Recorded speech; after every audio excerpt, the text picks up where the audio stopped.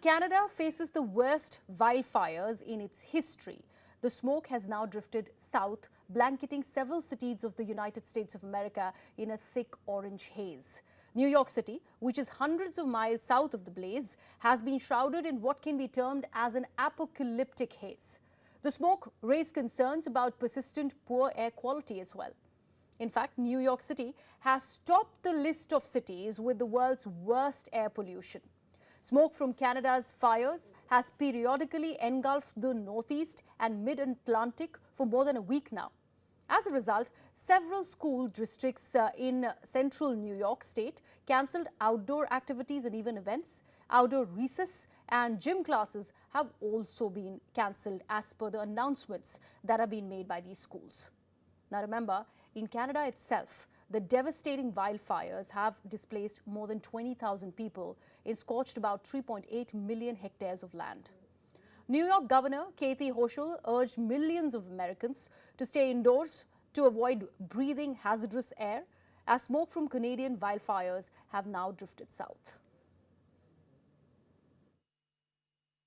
As we all know, the normal air quality index, safe, normal, is 50. Parts of our state have seen a level of over 400 in the last 24 hours, and that is a dangerous situation. I can give you updates. We have some of the high areas. Brooklyn in the last hour was at 413. This is, again, safe level is 50. This is 415. Health warnings for everyone. The entire population is likely to be affected. Queens, right behind Brooklyn. So we're seeing these effects. That's 407 in the Queens area.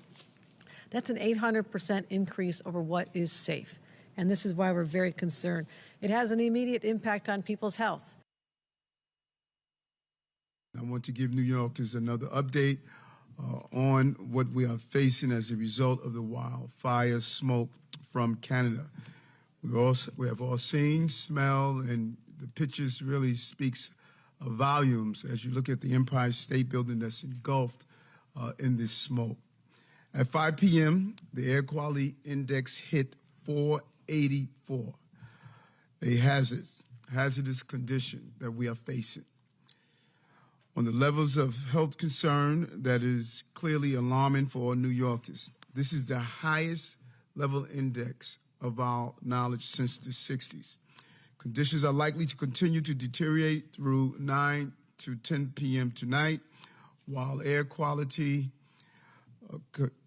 conditions are anticipated to temporarily improve later tonight. The president was briefed on the wildfires in Canada last week and has been regularly updated since. He directed his team to provide impacted communities whatever support they need. Our team here at the White House is in touch with the government of Canada. We have already deployed over 600 U.S. firefighters and personnel, as well as equipment like water bombers to help Canada battle the fires. I was a little leery about it as well, but I'm here on a school field trip that was pre-planned. Students are getting something to eat, so we just recommended that they all wear masks, and we bought extra masks because being an asthmatic myself, I was a little bit concerned. I'm used to this. The city's polluted as it is, so it's like, I'm used to this. It's very unexpected, like it really happened out of the blue, and I just really hope that everyone stays safe, wear a mask outside so like the smoke doesn't go into their lungs.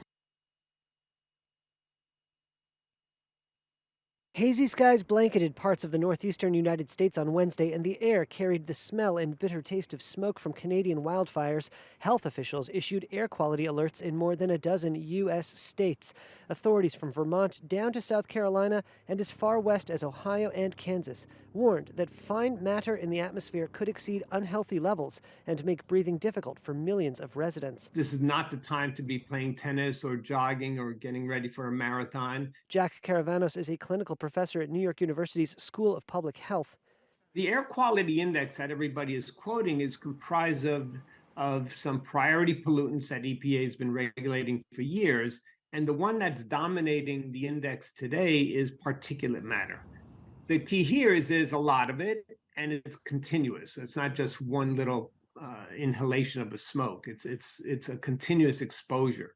And our bodies are not good at catching those very small particles. They go right through our nose, right into our respiratory system, and will be impacted. New York City's skyline was washed a dull gray.